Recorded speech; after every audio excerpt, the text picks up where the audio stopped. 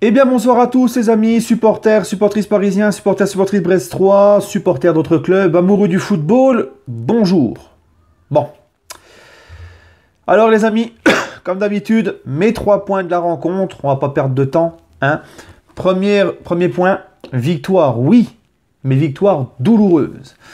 Alors les optimistes diront, on a gagné, mais les autres, comme moi, qui essayons de voir un peu plus en profondeur et voir un peu plus loin que le bout de notre nez, remarque qu'on a encore une nouvelle fois galéré face à un club de Ligue 1 qui en plus de ça est un promu et est un club qui ne joue même pas les premiers rôles en Ligue 1.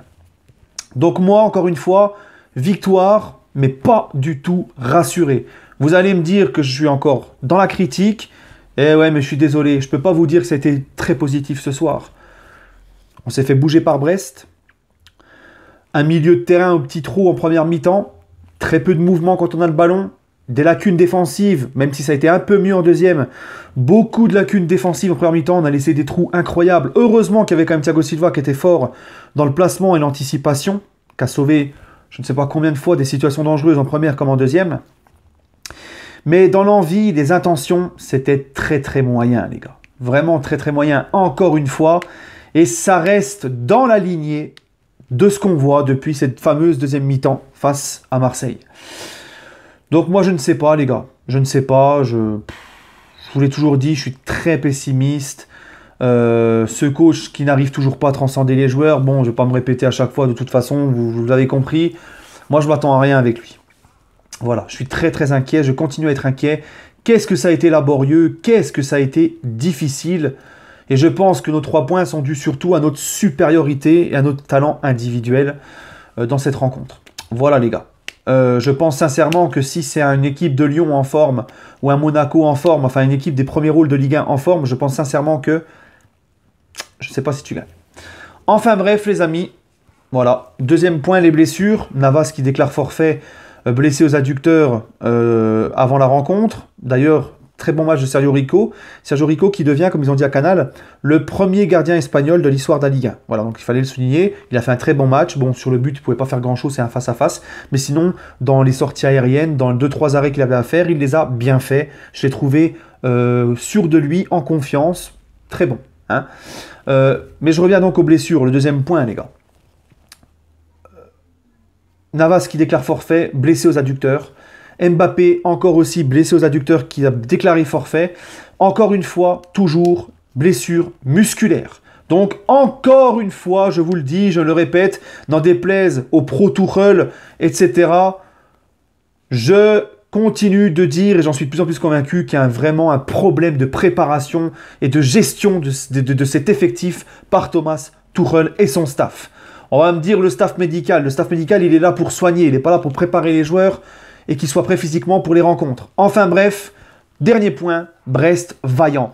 Parce que franchement, j'ai une équipe de Brest conquérante, combative, qui propose du jeu, qui ne ferme pas le jeu, qui ne refuse pas le jeu, comme beaucoup et les 3/4 des clubs de Ligue 1 face à nous. Ils ont franchement montré des choses très intéressantes, balle au pied, dans les phases offensives. Ils ont été vraiment vaillants jusqu'au bout. J'ai beaucoup aimé leur état d'esprit. Franchement, ils ont fait beaucoup mieux que beaucoup d'autres clubs en Ligue 1, en général, face à nous. Et je tenais à le souligner. Bravo à vous, les Brestois. Franchement, je le dis, je suis supporter parisien. Mais vu la gueule de notre équipe ce soir et vu la vôtre, je pense que le partage des points n'aurait pas été une injustice. Voilà. Les Brestois, gros coup de chapeau à eux, les gars. Il faut le dire. Mais bon, avec un coach comme Dalloglio, ça ne m'étonne pas. C'est un coach qui a de l'inspiration, qui propose du jeu à chaque fois avec ses équipes. La composition d'équipe, les amis. La composition d'équipe. Rico dans les cages. Donc c'était un 4-3-3. Rico dans les cages. Dagba à droite. Thiago Silva, Diallo en défense centrale. Kurzawa à gauche. Verratti, Gay. C'était qui au milieu? Draxler, voilà. Il a tellement été un peu cuit que pas trop vu que j'ai oublié. Devant Di Maria, Sarabia, Cavani. Voilà, donc c'était le grand retour titulaire de Cavani, etc. Bah voilà les amis, comme je vous l'ai dit dans le match, hein, première mi-temps, un PSG au petit trot, c'est statique quand on bouge pas, des grosses lacunes défensives. Brest joue sans complexe, Brest nous donne du fil à retordre, Brest a beaucoup d'occasions, c'est d'ailleurs eux qui se procurent la première occasion avec une belle parade de Sergio Rico sur une frappe enroulée. Ensuite, voilà, on ouvre le score. Di Maria, son petit fameux piqué. À noter quand même la très belle passe de Draxler aussi. Hein, je l'ai taillé juste avant, mais très belle phrase qui casse les lignes de Draxler.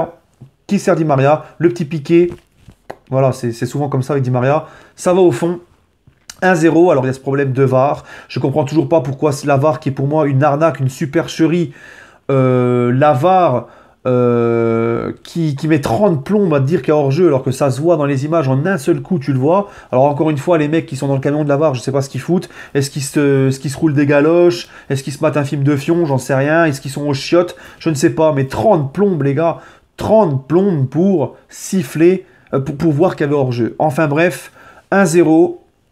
Et là, je me dis quoi? Je me dis, les gars, si le PSG reste comme ça, en deuxième mi-temps, sans envie, statique, très peu de mouvement, un Brest combatif, vaillant, je me dis, attention, et j'ai dit sur Snap, à mes abonnés, d'ailleurs, ceux qui veulent me rajouter sur Snap, c'est Parisien88 DBRF, hein.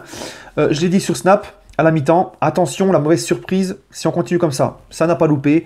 Égalisation de Brest, on sentait que Brest poussait, on sentait que Paris n'était pas rentré dans sa deuxième mi-temps, c'était toujours les mêmes problèmes, hein. Et Brest égalise, voilà. Et moi, je l'ai dit, ça nous pendait au nez. On a la chance, heureusement, Icardi remplace Cavani. Icardi marque son but, encore comme d'habitude, en renard des surfaces, voilà. Icardi qui nous sauve, qui marque son but 2-1. Mais franchement, les gars, on en a chié face à Brest, et ça ne me rassure toujours pas. Voilà, les gars. Et ensuite, ce deuxième but qui, après tant d'efforts de Brest pour venir dans la partie, les enterre complètement, moralement. Et voilà. Mais en tout cas, les gars, donc mes tops, mes flops. Mes tops, Rico, parce que je trouve qu'il a fait un match très correct pour sa première, sans pression, sûr de lui. Des parades au bon moment quand il faut, des bonnes sorties aériennes, rassurant. J'ai bien aimé. C'est un avantage qu'on a cette saison, c'est qu'on a un grand gardien dans les cages en numéro 1 et on a un très bon gardien remplaçant. Ça, c'est très bien et ça, faut remercier Leonardo. Ensuite... top, Thiago Silva, patron derrière. Hein, heureusement qu'il était là, notamment en première mi-temps. Et en troisième top, je vais mettre Di Maria pour son but et souvent certaines choses qu'il a apportées offensivement. Je pourrais mettre aussi Icardi pour son entrée, mais bon, je me limite à 3 tops. Mes flops, les gars, Kurzawa. Alors même si j'ai aimé sa disponibilité, s'est montré très disponible offensivement, mais alors défensivement, il s'est fait ramasser. Hein, et les gars, il ne sait pas faire un centre. Il n'y a aucun centre qui est juste avec Kurzawa dans mes flops. Je ne comprends toujours pas pourquoi il joue. J'aimerais bien que le petit Baker, qui n'a toujours pas sa chance, qu'on a ramené gratuitement d'Ajax, ait au moins sa chance, qu'on voie un peu ce qu'il vaut. Parce qu'on va pas me dire on va pas me dire que lui, il peut pas être pire que Kurzawa, les gars. C'est pas possible. Enfin bref, Kurzawa dans les flops. Cavani, parce que je suis désolé, j'aime beaucoup Cavani, mais on sent vraiment que c'est très compliqué avec Cavani. Mais encore une fois, comme je vous l'ai dit, ça n'empêche pas qu'on doit lui manquer de respect pour tout ce qu'il a fait. Mais on sent que Cavani, dans le jeu, dans l'inspiration, dans tout, on sent que c'est vraiment... Bon, après, il venait de revenir, mais ça a été quand même très compliqué. Et mon autre flop, moi, c'est Verratti au milieu, les gars. Verratti... Putain, lâche ton ballon plus vite. Face à Bruges, tu nous as fait la même. Au bout d'un moment, joue plus vite. Et arrête tout le temps de parler à l'arbitre. Tu fais des fautes, tu parles, tu te déconcentres. Ah, qu'est-ce que c'est chiant. Et rien que pour ça, je vais le mettre en flop. J'aurais pu mettre aussi en top Dagba. J'ai beaucoup aimé ce côté droit d'Agba.